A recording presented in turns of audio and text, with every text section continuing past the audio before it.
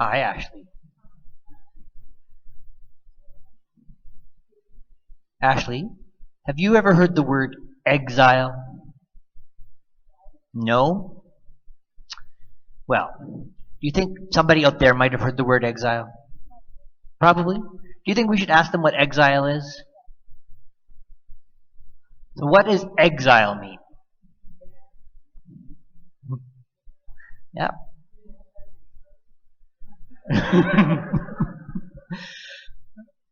People have a wide variation of exile of the last 6 months. But exile is a thing sometimes, usually between countries. If your country loses a war, some of your people might be taken away and forced to live in another country. And that would be being exiled. Or sometimes, if you were somebody who wasn't popular with the government would tell you had to go live somewhere else. You're not welcome here anymore. That would be exile. In the Bible, we learn about the time when the people of Israel, they were lost a war, and all of their leadership, many of their people, were hauled away to another city. And they lived in exile in Babylon. But things changed, and the people of Babylon lost a war. And the king of Persia said to the people of Israel, if you want, you can go back home. That's right. And a lot of them did, not all of them, but a lot of them went home. And do you think they were really happy? Really, really happy, weren't they? Now, one of the things that happened, though, and usually happens with people who are forced to go in exile, when they go home, do you think it's always going to be the same? That's right, it wasn't. So they had to readjust, and they had to do things a little bit differently. And I thought that was a good story to remind ourselves of right now, because for the last 6 months, we've had to do things really, really differently, haven't we? Because the last time when we had church here was March 15th. And then schools closed and everything closed down. And so we're really excited to come back. I've had lots of people tell me how excited they are to be able to come back. But it's going to be different for a while, isn't it? Because we're going to wear our masks. And we've got the signs on the pews to tell us where to sit. And we've got hand sanitizer out. And we've got people asking questions at the door. So it will be different for a while. No singing. But one of the things we always remember, whether we're in exile or whether we come home, whether things are the same or whether things are different, is that we are not alone. That's right. And we can always celebrate that God is with us. So you're going to go back and... All right. Today's scripture reading is 2 Samuel chapter 6, all of it. And I will just apologize in advance for whatever I do to the names that are in this section, this chapter. About David brings the ark to Jerusalem. So, David again gathered all the chosen men of Israel, 30,000. David and all the people with him set out and went from Baal Judah to bring up from there the ark of God, which is called by the name of the Lord of hosts, who is enthroned on the cherubim. They carried the ark of God on a new cart and brought it out of the house of Abinadab, which was on a hill. Uzzah and Ahio, the sons of Abinadab, were driving the new cart with the ark of God, and Ahio went in front of the ark.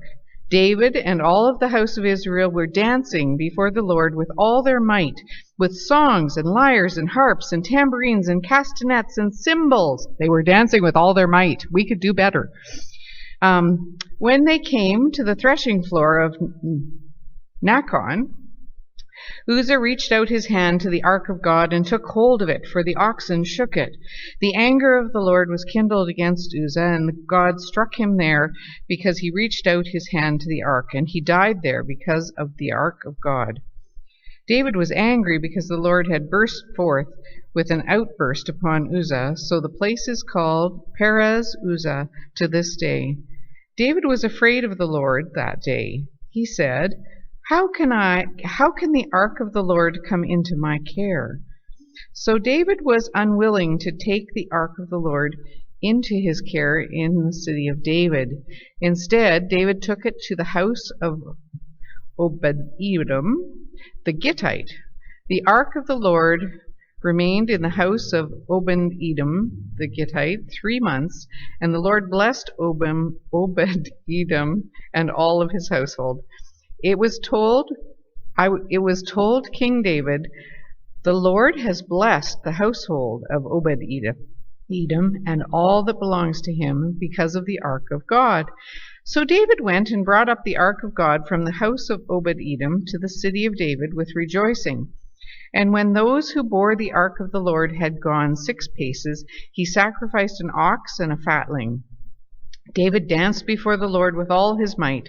David was girded with a linen ephod, and so David and all the house of Israel brought up the ark of the Lord with shouting and with the sound of the trumpet. As the ark of the Lord came into the city of David, Michal, daughter of Saul, looked out of the window and saw King David leaping and dancing before the Lord, and she despised him in her heart. They brought in the ark of the Lord and set it in its place, inside the tent that David had pitched for it. And David offered burnt offerings and offerings of well-being before the Lord.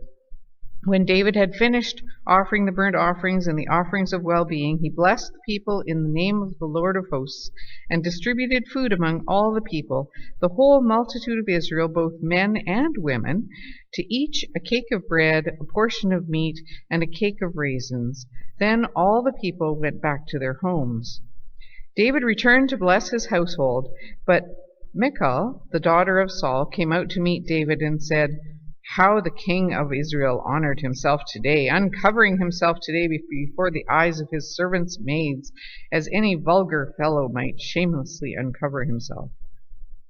David said to Michal, "It was before the Lord who chose me in place of your father and all his household to appoint me as prince over Israel, the people of the Lord, that I have danced before the Lord. I will make myself yet more contemptible than this, and I will be abased in my own eyes, but by the maids of whom you have spoken, by them I shall be held in honor." And Michal, the daughter of Saul, had no child to the day of her death.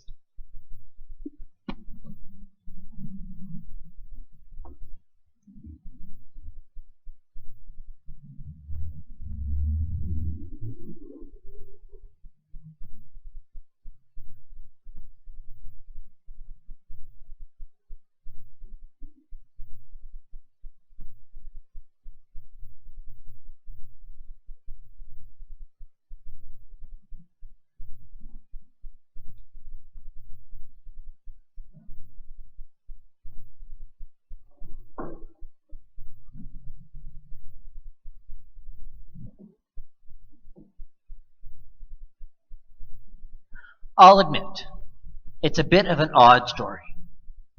Although a lot of the stories about David are a little odd. It's a story of celebration, with an interruption, and then the celebration continues. It's a story about people so full of enthusiasm that they dance, as the text says, with all their might. David, it appears, is wearing nothing but that linen, well, it's an apron. It's basically a fancy apron. And wearing nothing but the fancy apron and dancing with all his might. For some reason, his wife, Michal, is a little less than impressed.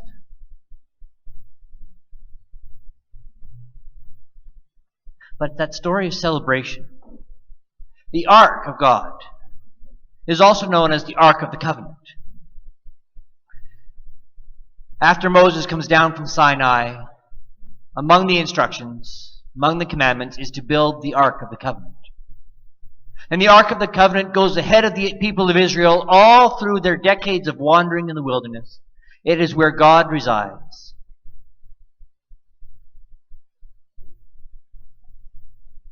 But they lost it. Saul took it out to battle, which would be a common thing in the ancient world, to take something, such a holy, powerful object to battle. But Saul lost the battle, and the ark was taken. The Philistines kept it for a while, but then they decided it was cursing them, so they gave it away. God gave it away again. But now David has won. David has won the civil war against Saul. He has defeated the Philistines thoroughly,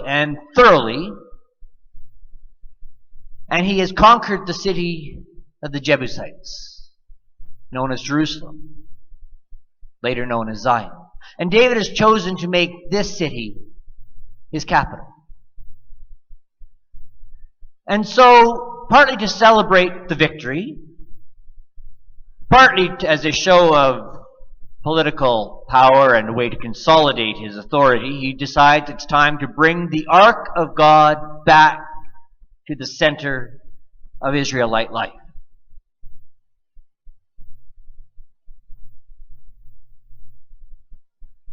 This is the same Ark which Steven Spielberg tells us gets buried in Egypt somewhere and dug up by the Nazis in Raiders of the Lost Ark. Same Ark. Eventually it will get lost again with the fall of the Second Temple and most likely destroyed, but what's the good movie in that? So David is bringing the Ark of God back, and in so doing is bringing God into his capital. David has dreams of building a grand temple to house the Ark. He won't. His son Solomon will build the temple. And when the temple is built, in its core, in the Holy of Holies, sits the Ark of God. This isn't just some random furniture moving with God. And so they celebrate. They dance. But something happens. The dance goes wrong. One column I read this week said, God reigns on David's parade. And Uzzah is struck dead. And there's a lot of detailed stuff around why they're not supposed to have the ark on a cart anyway. It's supposed to be carried under poles. But whatever happens, David says, wait a moment here. We've got to take a break. And he hides the ark away at the farm of Obed-Edom. Interestingly, a non-Israelite. Because if the ark is actually a sign of curse, it's better to curse a non-Israelite than an Israelite, would be my assumption.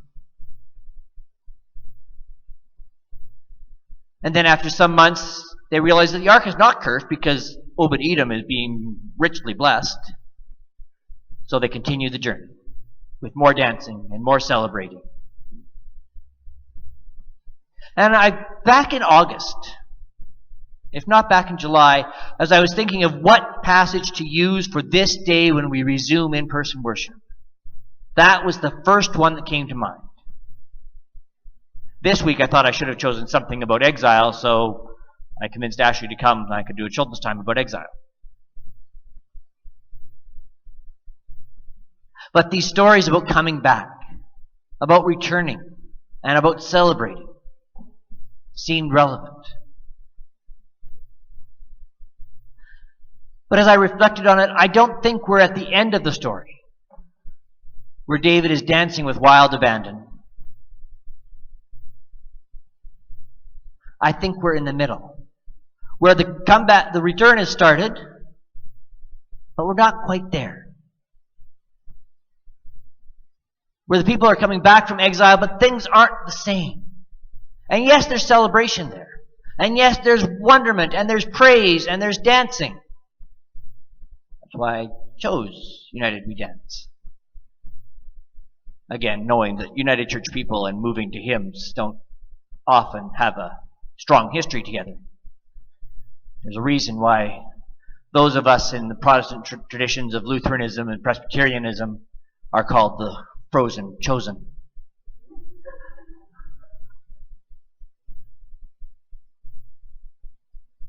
At least I didn't try to make you clap. On beat.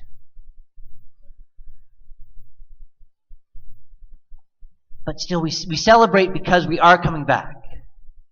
The return is happening. We're coming back.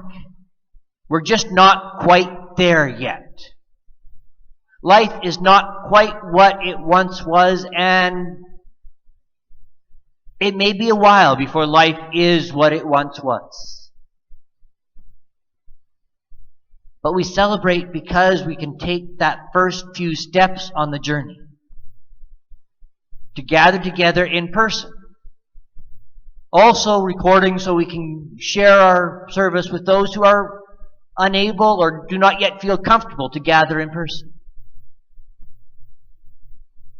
Each step along the journey, each ways we remember what it means to be a community of faith. It may never look exactly like it once did. There may be changes we make in our culture and in our society that last forever. Or there may be changes that we make that last for a couple of years or a few months. But above it all, God's there. God was there when the ark was parked out in a farm out in the South 40 somewhere, because the Philistines didn't want anything to do with it. God was there when the ark was placed on the cart and was being hauled to Jerusalem. God was there when the ark was sitting in the farm of Obed-Edom for 3 months. God was there when David danced with wild abandon. God was there when the exiles were hauled off to Babylon. God was there when the exiles returned from Babylon.